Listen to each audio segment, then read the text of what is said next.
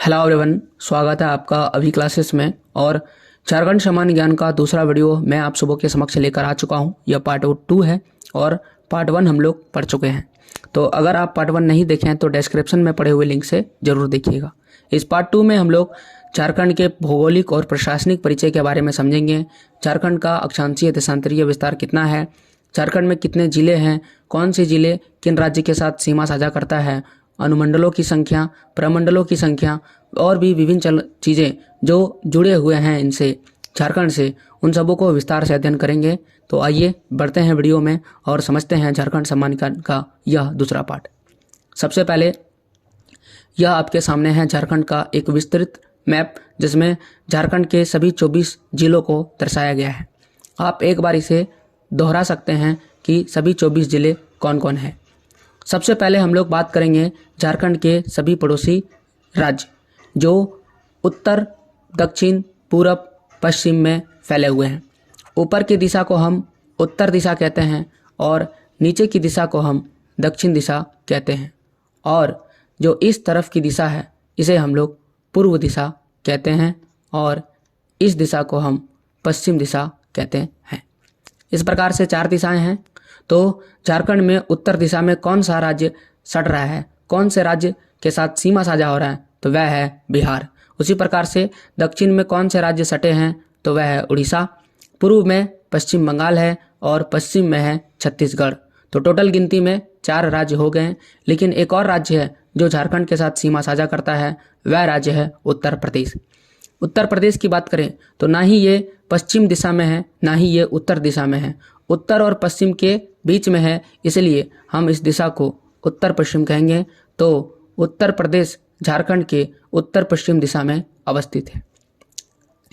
अब आपको इनसे सटे हुए जिलों को देखना पड़ेगा, उनकी संख्या और उनके नाम आपको बेहतर से याद होने चाहिए। बिहार के साथ कितने सारे जिलों का जो साझा होता है यह हमें देखना होगा।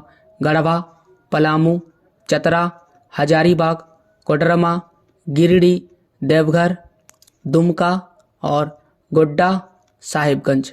इस प्रकार से बिहार राज्य के साथ टोटल 10 जिलों का संपर्क है। उत्तर प्रदेश की बात करें तो उत्तर प्रदेश से केवल एक राज्यों का संपर्क है और उस राज्य का नाम है गढ़वा। पश्चिम की तरफ आइएगा तो यह छत्तीसगढ़ है। छत्तीसगढ़ के साथ गढ़वा, लातेहार, गुमला, सिमडेगा, कुल 4 राज्यों का संपर्क छत्तीसगढ़ के साथ है। उड़ीसा के साथ देखिएगा सिमडेगा, पश्चिमी सिंहभूम, सरायकेला खरसावां और पूर्वी सिंहभूम। तो उड़ीसा के साथ कुल 4 राज्यों के साथ सीमा संपर्क है। अब आइए पश्चिम बंगाल राज्य के साथ देखें। साहेबगंज, पाकुड़, दुमका, जामताड़ा, धनबाद, बोकारो, रामगढ़, रांची। इसके बाद यहाँ पर देख सकते हैं सरायकेला खरसावां है और पूर्वी सिंहभूम। तो इस प्रकार से पश्चिम बंगाल के साथ भी कुल 10 जिले झारखंड के सटते हैं। अब सवाल ये है कि कौन से ऐसे जिले हैं जो किसी अन्य के साथ सीमा साझा नहीं करता है, तो वह है लोहरदगा और दूसरा है रामगढ़। रामगढ़ नहीं है, आप देख सकते हैं रामगढ़ सट रहा है यहाँ पर, और दूसरा है खूंटी। तो 2 ऐसे जिले हैं झारखंड के जो किसी भी अन्य जो राज्य है उनके साथ सीमा साझा नहीं करता है। जब ऐसे क्षेत्र जो किसी अन्य के साथ सीमा साझा नहीं करता है तो हम उसे स्थलबद्ध कहते हैं, स्थलबद्ध क्षेत्र कहते हैं। अब और भी चीज़ों को अगर हम डिटेल से अध्ययन करें तब हम देखते हैं कि कौन से ऐसे जिले हैं जो एक से अधिक राज्य के साथ सीमा साझा करता है। आप देख सकते हैं यहाँ पर एक पूर्वी सिंहभूम है जो पश्चिम बंगाल एवं ओडिशा दोनों को टच कर रहा है। उसी प्रकार से सरायकेला खरसावां आप देख सकते हैं ये उड़ीसा को भी टच कर रहा है और पश्चिम बंगाल को भी टच कर रहा है। यानी ये 2 राज्य ऐसे हैं जो 2 जिले ऐसे हैं जो 2 राज्य के साथ सीमा साझा कर रहे हैं। आइए अन्य के बाद चर्चा करते हैं।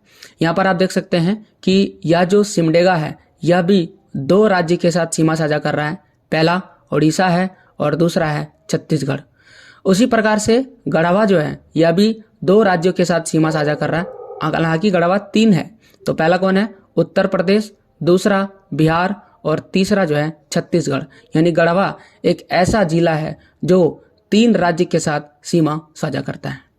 अब हम लोग साहिबगंज पर आते हैं। तो साहिबगंज जो है वह 2 राज्य, पहला बिहार है और दूसरा पश्चिम बंगाल को टच करता है। तो उम्मीद है आपको कि स्पर्श वाला यह जो समझ में आ गया होगा कि कितने सारे जिलों को टच करता है राज्य। अब आइए कर्क रेखा पर चर्चा करते हैं। झारखंड से कर्क रेखा भी गुजरती है। कर्क रेखा जो है झारखंड के कितने जिलों से होकर के गुजरती है? पहला जो जिला है इसका नाम है लातेहार, दूसरा जो है लोहरदग्गा, तीसरा रांची और चौथा रामगढ़। तो ये 4 वे जिले हैं जिनसे होकर जो कर्क रेखा है गुजरती है और झारखंड को बीचों बीच 2 भागों में बांट देती है, जिसका आधा भाग उत्तरी गोलार्ध में होगा और आधा भाग कर्क रेखा के ऊपर होगा और आधा कर्क रेखा के नीचे होगा। अब आइए और चीज़ों पर विस्तार से बात करते हैं। सबसे पहले आपसे पूछेगा भौगोलिक अवस्थिति, यानी भारत कहाँ पर अवस्थित है? तो भारत उत्तर पूर्वी भाग में अवस्थित है। तो ये उत्तर पूर्वी भाग क्या होता है?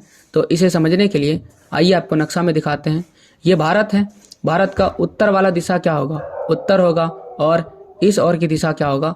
पूर्व होगा, यानी ईस्ट। तो भारत ना ही नॉर्थ में है ना ही ईस्ट में है, बल्कि नॉर्थ ईस्ट डायरेक्शन में है। नेक्स्ट है अक्षांशीय विस्तार। अक्षांशीय विस्तार कितना है?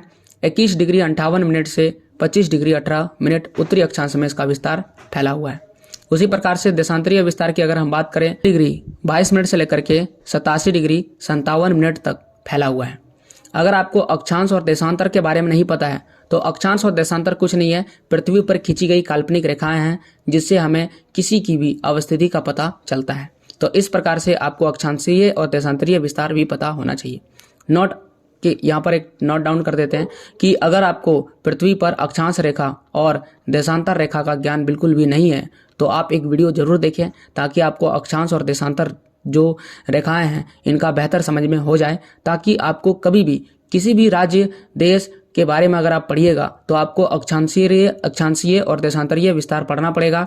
अक्षांश को लैटिट्यूड कहते हैं और देशांतर को लॉन्गिट्यूड कहते हैं। तो लैटिट्यूड में कहाँ से कहाँ तक फैला हुआ है और लॉन्गिट्यूड में कहाँ से कहाँ तक फैला हुआ है, इनका ज्ञान आपको बहुत ज़्यादा जरूरी है। तो आपको अक्षांश और देशांतर का ज्ञान होना चाहिए अगर आप कॉम्पिटिटिव परीक्षाओं की तैयारी कर रहे हैं।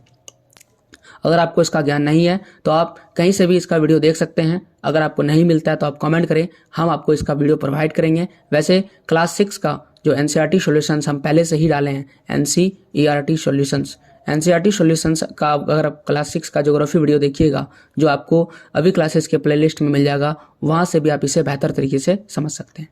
अब आइए राज्य का ज्यामितीय आकार देखते हैं कि झारखंड राज्य किस तरह से दिखता है। तो झारखंड का राज्य चतुर्भुजाकार यानी कि चौकोर दिखता है। अगर आप इसके इर्द गिर्द एक लाइन खींचें तो ये एक चतुर्भुजाकार आकृति लेगा, तो इसे हम चौकोर या चतुर्भुजाकार कहते हैं।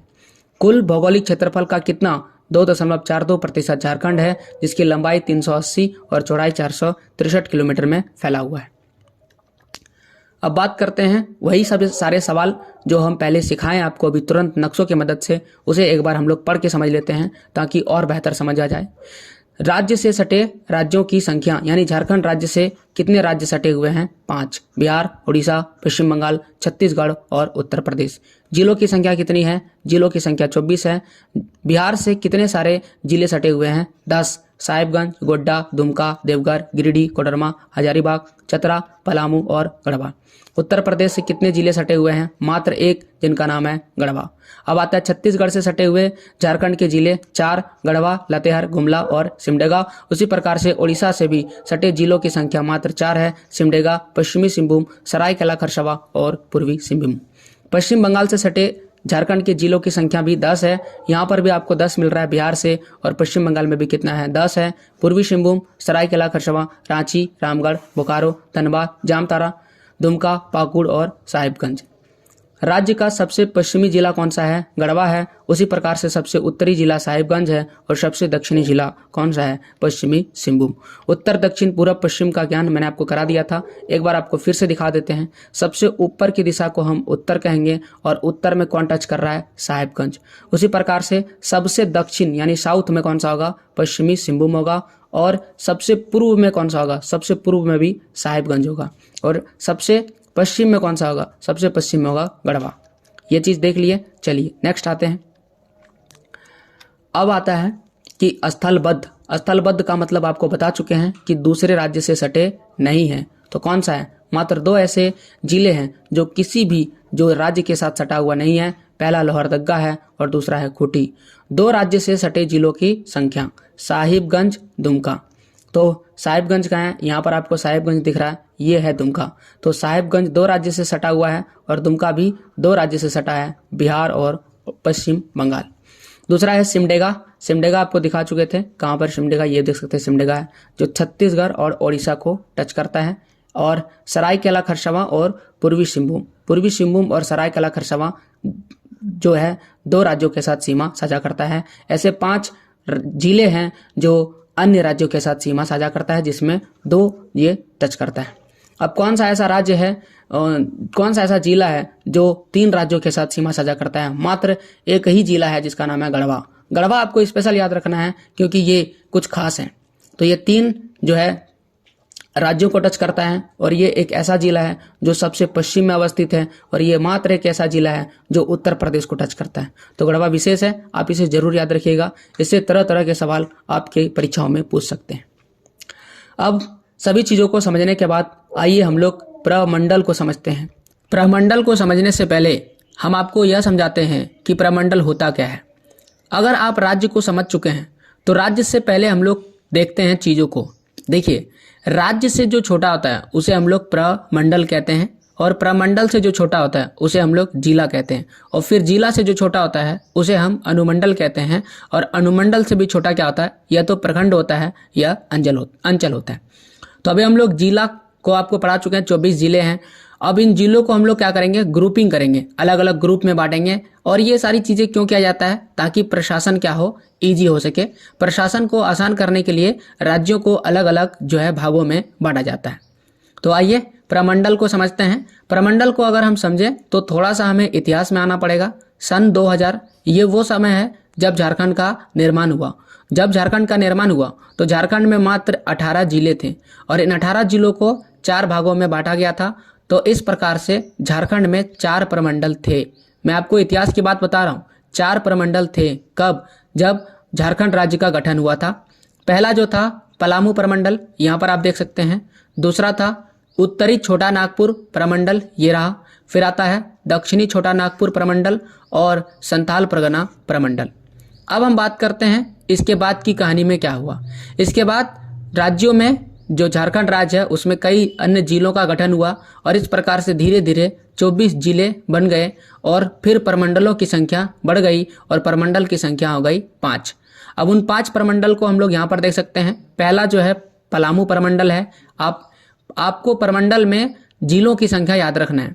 तो पलामू प्रमंडल में गढ़वा, पलामू और लातेहार, टोटल 3 जिले पलामू प्रमंडल में आते हैं। दूसरा है उत्तरी छोटा नागपुर का प्रमंडल, इसमें आता है चतरा, हजारीबाग, कोडरमा, गिरिडीह, बोकारो, धनबाद और रामगढ़। तो इस प्रकार से इसमें टोटल 7 राज्य आते हैं। तो उत्तरी छोटा नागपुर में आपको 7 राज्य देखने को मिलता है। 1 2 यहाँ पर है, 3 4 5 6 7। अब आता है दक्षिणी छोटा नागपुर का प्रमंडल, इसमें लोहरदग्गा, गुमला, सिमडेगा, ये तीसरा हो जाएगा, ठीक है, ये दूसरा, और खूंटी और रांची। इस प्रकार से जो दक्षिणी छोटा नागपुर है इसमें 5 जिले आते हैं। संथाल परगना प्रमंडल की बात करते हैं। देवघर, दुमका, गोड्डा, साहिबगंज, पाकुड़ और जामताड़ा।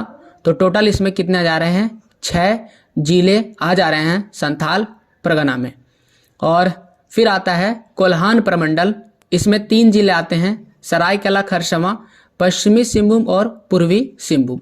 इस प्रकार से इसमें 3 जिले आते हैं और ये था झारखंड के 5 प्रमंडल और इसमें आने वाले जिलों की संख्या।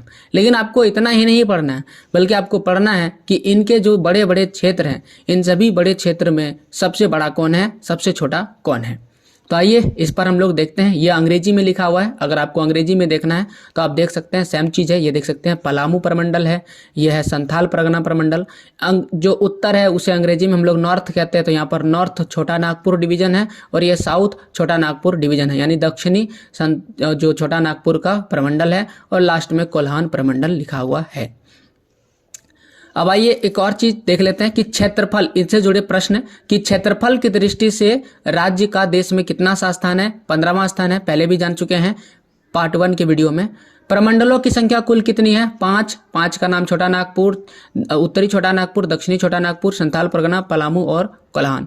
सबसे बड़ा प्रमंडल कौन सा है? तो सबसे बड़ा प्रमंडल उत्तरी छोटा नागपुर का प्रमंडल सबसे बड़ा प्रमंडल है। इसी सवाल में सबसे छोटा प्रमंडल कौन सा है? तो पलामू प्रमंडल सबसे छोटा प्रमंडल है। सबसे बड़ा जिला कौन सा है? पश्चिमी सिंहभूम सबसे बड़ा जिला है। सबसे छोटा जिला कौन सा है? रामगढ़ सबसे छोटा जिला है। अब आइए प्रमंडल के बाद हम लोग अनुमंडल के बारे में बात करते हैं। तो अनुमंडल की अगर हम बात करें तो हमें इसे जिला बाय जिला देखना पड़ेगा। जैसे कि अगर हम बात करें रांची जिला, तो रांची जिला को 2 अनुमंडल में बांटा गया है, क्योंकि हम आपको बता चुके हैं कि अनुमंडल जिला से भी क्या होता है? छोटा होता है। और जो रांची है इसमें 2 अनुमंडल है, तो पहला जो क्या है नाम है, उसका नाम है रांची, दूसरा का नाम है बुंडू। इसी प्रकार से गुमला को 3 जो है अनुमंडल में बांटा गया है, और वो कौन कौन सा है? पहला जो क्षेत्र है उसे गुमला कहते हैं, दूसरा चैनपुर है और तीसरा है बसिया। पश्चिमी सिंहभूम को भी 3 अनुमंडल में बांटा गया है, पहला है चाईबासा, दूसरा है पोड़ैया हाट और तीसरा है जगन्नाथपुर। गिरिडीह में आपको दिख रहा है 4 अनुमंडल है, कितना है? गिरिडीह, खोरी महुआ, डुमरी, सरैया। पलामू में आपको 3 देखने को मिलेगा, मेदिनीनगर, हुसैनाबाद, छतरपुर। लातेहार में 2, लातेहार, महुआ डांड। गढ़वा में 3 देखने को मिलेगा, गढ़वा, नगर, ऊंटारी और रंका। सिमडेगा में 1 देखने को मिलेगा जिसका नाम है सिमडेगा। दुमका में दुमका। चतरा में 2 देखने को मिलेगा, चतरा और सिमरिया। हजारीबाग में 3 देखने को मिलेगा, हजारीबाग और बरही। पूर्वी सिंहभूम में आपको 2 देखने को मिलेगा, धाल, भूमगढ़ और घाटशिला। सरायकला खरसावा में 2 देखने को मिलेगा, सरायकला और चांडिल। खूंटी में 1 देखने को मिलेगा, खूंटी। देवघर में 2 है, एक है देवघर, दूसरा है मधुपुर। गोड्डा में 1 है जिसका नाम है गोड्डा। साहिबगंज में 2 है, साहिबगंज और राजमहल। बाकी सब में 1 है। धनबाद में धनबाद, जामताड़ा में जामताड़ा, पाकुड़ में पाकुड़, लोहरदगा में लोहरदगा, कोडरमा में कोडरमा और रामगढ़ में रामगढ़। अब आपको याद क्या रखना है? जिसकी संख्या ज्यादा है आपको वो याद रखना है। तो संख्या किसकी ज्यादा है? गिरिडीह। तो गिरिडीह में टोटल अनुमंडलों की संख्या 4 है। यहाँ पर वही सवाल है टोटल कि कुल अनुमंडलों की संख्या कितना है? 43 यानी 43 अनुमंडल है। अब अनुमंडल को भी छोटे छोटे भागों में बांटा जाता है, प्रखंडों में बांटा जाता है। तो नक्शा जरूरी नहीं है, आप संख्या याद रखिएगा। तो टोटल प्रखंडों की संख्या कितना है? 260। नगर निगम की संख्या कितनी है? तो पूरे झारखंड में 5 नगर निगम देखने को मिलेगा, रांची, धनबाद, देवघर, चास, जमशेदपुर। रांची नगर निगम, धनबाद नगर निगम, देवघर नगर निगम, चास नगर निगम, जमशेदपुर नगर निगम। जिला परिषदों की संख्या कितनी है? तो 24 जिला परिषद यहाँ पर मौजूद है। अब जिला परिषदों के सदस्य की संख्या कितनी है? तो जिला परिषद के सदस्य की संख्या 445 है। पंचायतों की संख्या कितनी है? 4423 पंचायत पूरे झारखंड में अवस्थित है। अब हमें झारखंड की जलवायु को भी थोड़ा देखना पड़ेगा, किस प्रकार की जलवायु है, कैसी हवाएं यहाँ पर बहती है, कैसा यहाँ पर मौसम रहता है। तो जैसा कि हम लोग जानते हैं कि कर्क रेखा जो है झारखंड को बीचों बीच काटती है, तो कर्क रेखा के उत्तर में अवस्थित और कर्क रेखा के नीचे अवस्थित क्षेत्रों में जलवायु में परिवर्तन देखने को मिलता है। कर्क रेखा के नीचे का जो क्षेत्र है उसे हम लोग उष्णकटिबंधीय प्रदेश कहते हैं, उष्णकटिबंधीय प्रदेश। और कर्क रेखा के ऊपर का जो भाग है उसे हम शीतोष्ण कहते हैं, शीतोष्ण कटिबंधीय प्रदेश कहते हैं। तो इस प्रकार से कर्क रेखा के ऊपर अगर हम लोग कर्क रेखा के हिसाब से देखें तो झारखंड का ऊपरी इलाका कैसा होगा? शीतोष्ण होगा, और नीचे वाला कैसा होगा? उष्ण इलाका आएगा। लेकिन फिर भी इसमें अलग अलग प्रकार की हवाएं बहती है, अलग अलग प्रकार के आपको मौसम, अलग अलग प्रकार के जलवायु देखने को मिलेगा। जैसे यहाँ पर आपको शीत प्रकार की जलवायु मिलेगा, जैसे आप दक्षिण में आइएगा तो आर्द्र प्रकार की जलवायु देखने मिलेगा। यहाँ पर सागर से प्रभावित जो है आपको देखने मिलेगा, क्योंकि इस ओर से उड़ीसा से आने वाले चक्रवात इनको ज़्यादा प्रभावित करते हैं। उसी प्रकार से उप महाद्वीपीय प्रकार की जलवायु, इस ओर डेल्टा प्रकार की जलवायु देखने को मिलता है, क्योंकि यहाँ गंगा नदी इसको टच करती है। उसी प्रकार से यहाँ बीच में भी आपको महाद्वीपीय प्रकार की जलवायु देखने को मिलती है। लेकिन ओवरऑल अगर आपसे पूछेगा कि झारखंड की जलवायु कैसी है, झारखंड राज्य की जलवायु, तो आप बोलिएगा झारखंड की जलवायु मानसूनी है। ये उष्णकटिबंधीय मानसूनी हवा की तरह रुख करती है, क्योंकि बिल्कुल ही कर्क रेखा के करीब अवस्थित है। क्या यहाँ पर वर्षा होता है? हाँ, यहाँ लगभग औसत वर्षा 140 सेंटीमीटर का होता है और इसमें धान की फसल मुख्य रूप से बोई जा सकती है। अधिकतम तापमान 38 डिग्री सेल्सियस होगा और न्यूनतम होगा 10 डिग्री सेल्सियस। तो 10 डिग्री में आपको ठंड लगने लगेगा और 38 डिग्री अधिकतम गर्मी है। हालांकि जो वैश्विक जो प्रभाव है, जिसे हम लोग ग्लोबल वार्मिंग कहते हैं, उसके चलते आपको गर्मियों के मौसम में थोड़ी अधिक तापमान देखने को मिल सकता है, ठंडियों में भी आगे पीछे, लेकिन ये औसत तापमान है 38 और 10। अब थोड़ी बहुत और अन्य जानकारी की बात कर लेते हैं। राष्ट्रीय राजमार्ग की कुल लंबाई की अगर हम बात करते हैं, राष्ट्रीय राजमार्ग क्या होता है? नेशनल हाईवे, NH इसे कहते हैं, और स्टेट हाईवे ये वाला है स्टेट हाईवे, ठीक है। तो जो नेशनल हाईवे है यानी राष्ट्रीय राजमार्ग की कुल जो लंबाई है 3184 किलोमीटर है। राजकीय राजमार्ग की कुल लंबाई कितनी है? 6880 किलोमीटर। प्राथमिक विद्यालय है, हाँ बहुत सारे प्राथमिक विद्यालय है, लगभग 25,389 यहाँ पर आपको प्राथमिक विद्यालय देखने को मिलेगा। प्राथमिक विद्यालय किसे कहते हैं? पहली से लेकर के 5वीं तक जो पढ़ाई होती है उसे हम लोग प्राथमिक विद्यालय में लेते हैं, और फिर 5वीं के बाद की जो पढ़ाई होती है 6 से लेकर के 8 तक उसे हम लोग माध्यमिक विद्यालय में लेते हैं, और फिर 9 से लेकर के 10 तक किस में होता है? उच्च विद्यालय में। उसके बाद लोग कॉलेज जाते हैं 11 12 करने के लिए। 10+ की बात अगर हम बात करें 10+ तो वो किस में आ जाएगा? महाविद्यालय में। और उसके बाद ग्रेजुएशन के लिए किस में जाते हैं? विश्वविद्यालय में जाते हैं। तो यहाँ पर प्राथमिक विद्यालय है, माध्यमिक विद्यालय 13,418 है, उच्च विद्यालयों की संख्या 2,425 है, महाविद्यालय जिसे हम लोग कॉलेज भी कहते हैं COLLAGE कॉलेज, तो कॉलेज की संख्या 123 है। विश्वविद्यालयों की संख्या या फिर समकक्ष संस्थाओं की संख्या मात्र 12 है। चिकित्सा महाविद्यालय यानी कि मेडिकल कॉलेज हो जाएगा MEDICAL मेडिकल, और महाविद्यालय लिखा है COLLAGE कॉलेज, इसकी संख्या कितनी है? 6 है। अब केंद्रीय विश्वविद्यालयों की संख्या सेंट्रल जो है वह कितना है? 1 है। इंजीनियरिंग महाविद्यालय इंजीनियरिंग कॉलेज कितना है? तो इंजीनियरिंग कॉलेज 4 आपको देखने को मिलेंगे। राज्य में मॉडल स्कूल कितना है? तो मॉडल स्कूल की संख्या 11 है, जिसमें आधुनिक तरीके से पढ़ाया होता है। ये था अन्य जानकारी, और यहाँ पर अपना जो पार्ट 2 है यह खत्म होता है। उम्मीद है आपको पूरा वीडियो बेहतर समझ में आया होगा। तो चैनल को सब्सक्राइब कीजिए, हमारा सहयोग कीजिए। हमारा एक और चैनल है, चैनल का नाम है अभी क्लासेस डाउट्स। यहाँ पर मैं क्वेश्चन आंसर अपलोड करता हूँ। अगर आपको छोटे छोटे सवालों में दिक्कत होते हैं, या तो पढ़ते हैं या तो आपको किताबें पढ़ते हैं NCERT, वहाँ पर आपको सवाल जवाब करने में दिक्कत होता है, या तो आप बच्चों को पढ़ाते हैं उसमें दिक्कत होता है, तो आप इस चैनल को सब्सक्राइब कर सकते हैं। और ऑब्जेक्टिव प्रश्न उत्तर के लिए आप मेरा अभी क्लासेस ऑब्जेक्टिव सब्सक्राइब कर सकते हैं। पूरा वीडियो देखने के लिए आपको बहुत बहुत धन्यवाद। मिलते हैं ऐसे एक धमाकेदार और वीडियो के साथ। हमारा सहयोग कीजिए, और वीडियो कैसा लग रहा है आप हमें कमेंट करके ज़रूर बताइए। किसी भी तरह के परिवर्तन के लिए भी आप हमें कह सकते हैं। धन्यवाद।